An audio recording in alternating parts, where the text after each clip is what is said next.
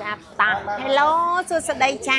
ថែមម៉ោងបងប្អូនចាឲ្យអបបញ្ចូលកញ្ចក់ពួក High End ដែរសូមអញ្ជើញមើលចាកញ្ចក់មួយស្លឹកនេះលើគ្នាប៉ុន្មានអ្នកចាអូយ very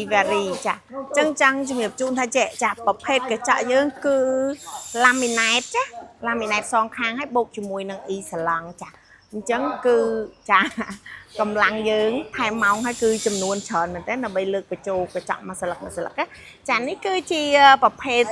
ទ្វារស្លាយចាស៊េរី